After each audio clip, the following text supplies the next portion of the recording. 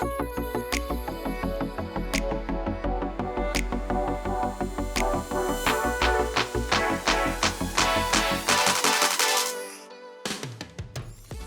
Future Construct podcast episode is supported by Applied Software. Applied Software is on a mission to transform industry by empowering their clients and championing innovation with real-world expert consultants. So visit ASTI.com, it's ASTI.com, and please let them know that we here at Future Construct and BIM Designs sent you. Hi, everyone. Welcome to the Future Construct podcast. I am your host, Amy Peck. And today we have not only my namesake, but a really exciting guest from Autodesk, Amy Bunszel, who is the EVP of AEC Design. Welcome, Amy. Thank you, Amy. Well, let's dive right in. I would love to start just with your journey to get here, and how did you choose AEC, and how did you choose, design as kind of part of your path? Absolutely. I will tell you that I started out as an electrical engineer, and somehow today, on a very not straight path, I'm a software executive, for Autodesk, working on our AEC products. And I'll have to say, I started out in hardware, and I fell in love with software very quickly. And then I started working at several software companies and did a startup in 1996, a long time ago. And that startup got acquired by Autodesk. And so in 2003, I joined Autodesk as part of our manufacturing solutions team. And over time, I went up the ranks, and the AutoCAD position was open in, I think, 2010. And I thought, wow, AutoCAD is such a big brand. There's millions and millions of users. I want to see what it's like to run a team that has such a big impact on the world. And so I did AutoCAD for a few years, and over time I got more and more products. And these days I have all of our AEC design solutions. So I have our infrastructure design solutions, our buildings design solutions, so Revit, Civil 3D, and of course AutoCAD. And we recently made an acquisition of a company called Innovators. So we also now have water design and simulation and digital twin solutions. So it's a pretty exciting time to be working in AEC, given all of the amazing things that are happening in the built world these days. I love that. I love it. And I love the fact that also you have that kind of hardware software component and that background. And how do you think that has informed the way you're thinking about the future of AEC, the future of design, and these toolkits? Well, I started in a factory many years ago in manufacturing, and now I'm back in the factory with some of our AEC customers. In fact, here in the Bay Area, we're investors in Factory OS, where they're doing modular construction for low-income housing. And also in the process of doing that, they're training people who've never worked in construction before to learn some of these construction trades, but in a factory setting where it's very safe. There's very little waste. You don't have to worry about the environment. And it's really just a great place to innovate in the AEC space. And being able to kind of visualize, either process or design, how has that really affected also the way you're thinking about emerging technologies and bringing, it's like a plethora now of emerging technologies that companies are looking at, but I'm not sure have a specific strategy on how to implement, multiple emerging technologies at once, but yet doing it in silos is sometimes ineffective or more costly. What are some of the trends that you're seeing in that arena, and the way that you think companies are able to leverage, a lot of this emerging tech, whether it be AI or whether it be immersive technology? That's really interesting, because you're right. There's a lot of kind of one-offs and bespoke things happening. So we haven't really seen, for the immersive technologies, things at scale, but everybody is looking to figure out, how do I collaborate in an immersive environment? And when you think about how people are working more remotely from their teams these days, maybe remotely from their customers these days, being able to jump into an immersive environment, whether you're in something like Omniverse or other solutions, it can really enable a much better relationship between the design team, but also with the construction team and the customers as well. And do you see people really connecting the dots kind of along that workflow, or are they sort of slotting in through the design, like at the beginning, kind of the design phase, or maybe at the end, whether it's, you know, pre-sales or some sort of visualization, like where are you seeing people plugging in with some of these technologies? Well, really end to end. They'll often start in, the early conceptual phases where the models are not very detailed and they can explore lots of options. We have some tools that use AI. The name of the tool is SpaceMaker, to help look at kind of different different options around density or sight lines on a mixed use residential. So you can start there, and then people want to bring all of that information through to detailed design, pre-construction, construction, and then ultimately hand off to the owner. And you can imagine, if you are the owner and you get this data set, this BIM model, and you're now able to use that to fuel a digital twin to now operate your facility. It's pretty incredible. And then having that visualization really puts all of the stakeholders kind of on the same playing field, being able to kind of have access to the information in the same way. I do think it's interesting, and you're in a business that is 3D, you know, in its nature, and we live in 3D environments, and yet we really have trained ourselves to work in 2D. And you know, how is that evolution of really moving these sort of 3D designs, these 3D assets into the 3D realm, and how difficult is it again to kind of manage that end-to-end workflow? Because you know, I've seen in the construction industry either really early adopters who are kind of going in and you know, pushing all the technology to its limits, and then others who really seem to be, whether it's reluctant because it's just a challenge to bring in new technologies and new workflows, or maybe the workforce is not amenable to it. You know, where do you see that kind of line, and how do we get more companies to kind of take that leap of faith that you know, the outcomes will be better?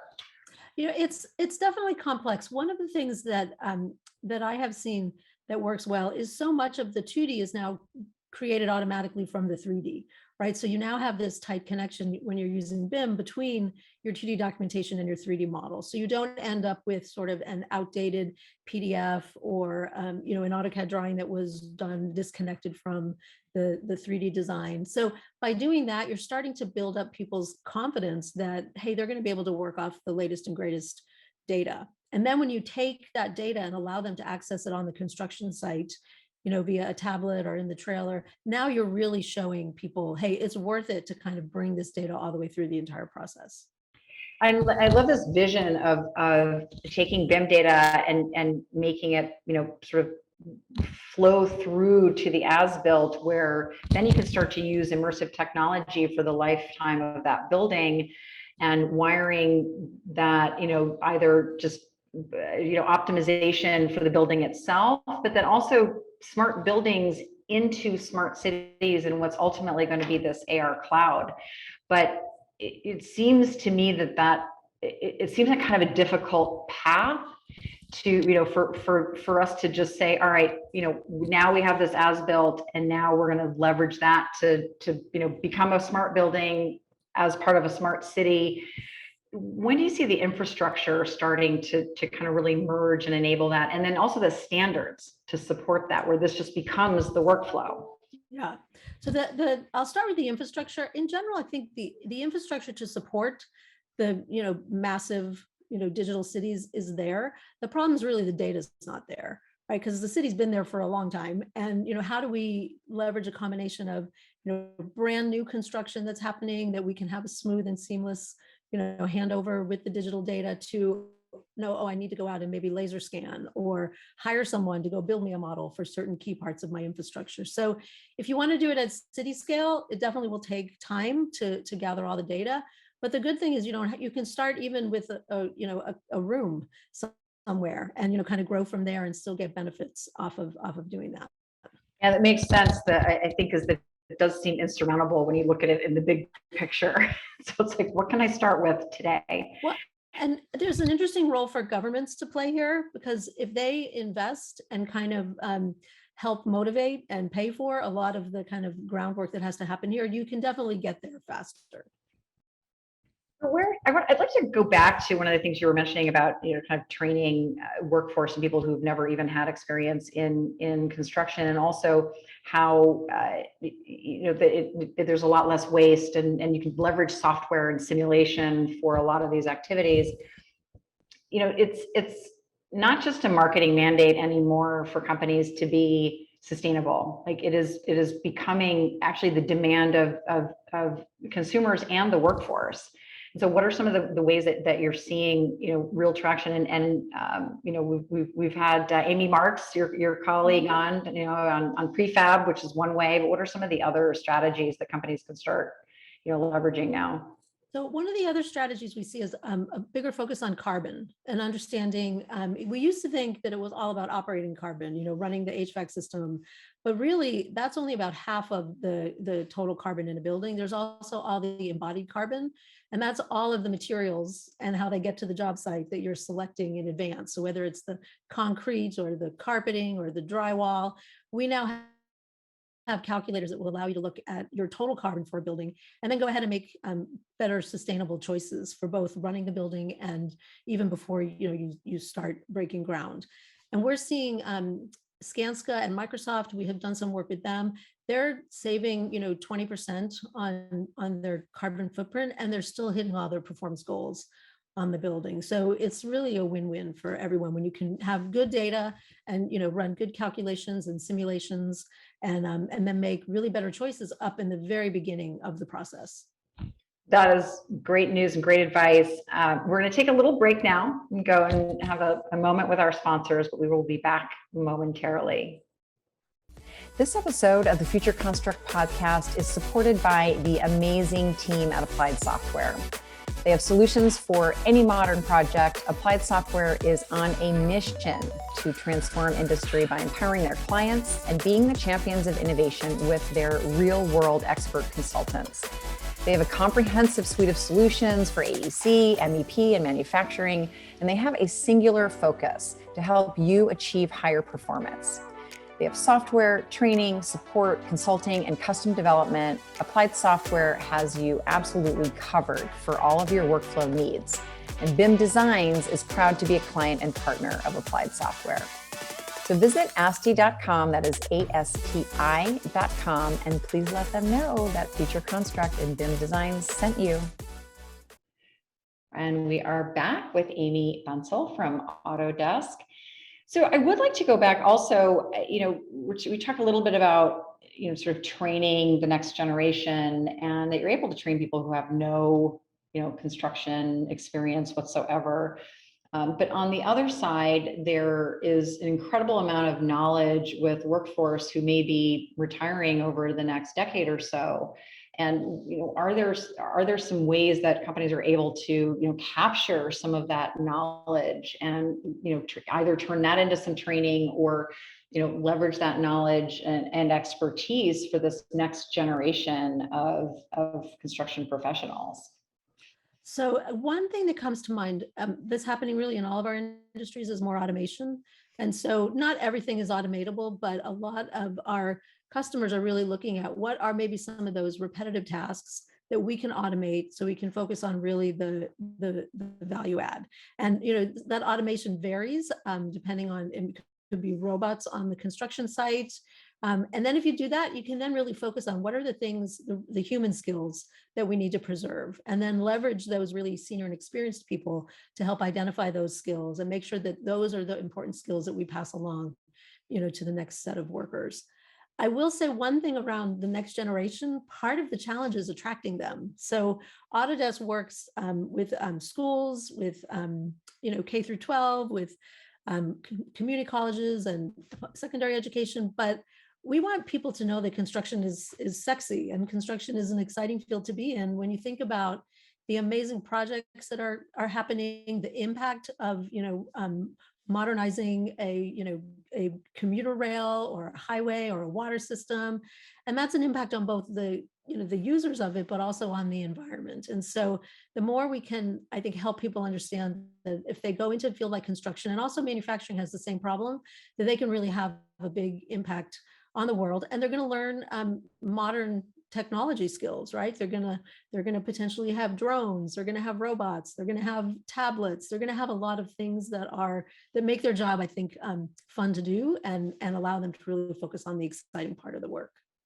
I think so. I think there are actually a couple of things that I wanted to talk about. The first is really around, that automation shouldn't be as scary to, I think, to people as it is. So the first thing that people think of is that we're going to lose jobs. But I love the way that you talked about, it's not about losing the jobs. It's about, what do we do best as humans, and let us do that rather than spending time and cognitive load on these sort of rote activities that can be automated. And so, how is that articulated? I mean, you just articulated it perfectly, but through the industry, so that there's not as much fear around really what the opportunity with automation and this next generation of tools as well. We think about it a lot as kind of having an AI on your shoulder and advice maybe to do all of the calculations and the routine work, and then give you kind of that last mile of, hey, now we need someone who has judgment and who has the ability to do things that that we can't rely on from a computer. And that seems to resonate well with our customers, whether you're an architect making design decisions, or whether you're trying to figure out, are there safety problems on a job site, and we can potentially identify areas where there are more high probability of that, or if there's a water network and we can look at all of the data on all the piping and say, hey, you might want to focus here on your repairs, and then you end up delivering a better experience as well. And then around this next generation workforce, that is a big challenge, in recruiting and making these industries seem like they're, or even actually just displaying them as the cutting edge, leveraging cutting edge technology and great software. And getting into schools is I think one practice, but I think that it really does require this kind of marketing effort to show what a day in the life of this future worker might be. And so, are there some examples of that we might be able to share? We can share with this episode that I think it'd be interesting for people to see. Yes, one of the best ones I've seen is actually to get the people on the job site, and whether it's an intern program or field trips or things that are organized by a particular university or vocational program, then you can really start to get a sense for, wow, what the daily work might feel like. And I think many of us, I ended up being an engineer. I didn't really know what I was going to be doing on a day-to-day basis. I just took that leap of faith. But I think these days there's so many ways to provide people, whether it's the on-site or leveraging some technologies or video or even programs like this, to kind of get a sense for what are people really doing and what might that job feel like. And I think your career is an excellent example as well of how working for even large companies has changed. I think in the old days, is everyone they'd start with a company and they'd stay sort of in the same department, for 40 years, and then they get their ring and whatever it is, and they retire and they, walk happily into the sunset and enjoy their time. But now you're able to actually move throughout companies and continually learn and continually hone your skills. So, again, if you want to share some examples of maybe people who were pivotal in maybe you enticing you into a different direction while at your career. Yeah, for me, one of the best experiences I had was at my startup, and because there we were kind of thrown into taking risk and trying to figure out how to do things. There was no expert. And so what I took away from that was that really earlier in my career, I could have taken more risk and I could have challenged myself to do things that maybe I wasn't, fully trained in or well prepared for. Because in the end, generally, especially at big companies, there's lots of resources to help you out. And at small companies, you really have no choice but to get in there and figure it out on your own. And both are really invigorating, and both are, I think, ways to take risks that help you learn whether you like something or don't like something. And then you can kind of think about, well, what would next enhance kind of my learning journey here. And there's something great about, finally getting to go to a big company and having a team. Yep. And having people who know things that you don't know. It's funny, when we got acquired, we were small. We were about a dozen people, and I was so excited, one, to just be a product manager as opposed to doing like 20 different jobs, and then to have experts who could help me, hone my craft and actually get good at what I was doing. So I wouldn't trade the startup experience, but the big company experience also has its benefits. Yeah, yeah. And just looking into the future, again, we talked a little bit about some of the emerging technologies. Are there some other things that just, you're really excited about, or some technologies you've seen, or uses of technology that really, can make a huge difference in process and how it improves outcomes? So one thing that I'll say is collaboration in general is something as humans we've been doing forever, but we've really had to change how we do that. And so I've been delighted to see really almost a 5-year leapfrog in the adoption of collaboration technology. I mean, even this webinar that we're in right now, all of the online meetings I'm in, but also being able to collaborate over the BIM model and the BIM data, and be able to collaborate in an immersive fashion. That we'll never go back to the old way of trying to get, everybody all in one place or everyone on the job site. I think we'll always be able to kind of leverage technology to bring experts together in ways that we couldn't have in the past. And again, speaks to sustainability and carbon footprint. We're not flying all over the place and taking planes everywhere. I did learn that I could be pretty effective with customers and my team without actually flying to see them. And I miss the face-to-face interaction, but I think we can mix it up a little bit more and not fly halfway around the world for a 1-hour meeting in many cases. So. Yeah. I do like the hybrid idea though, because it has been nice. It was at an event 2 days ago. I was like, oh my God, I'm with people. It was very nice. Yep, I was in the office yesterday, and it was just amazing to bump into someone in the hall and have a spontaneous, unplanned conversation. It was, the novelty of that was really quite awesome. Yeah, I think the future is hybrid. So taking us to the future, I'd love to ask you the question that I ask everyone.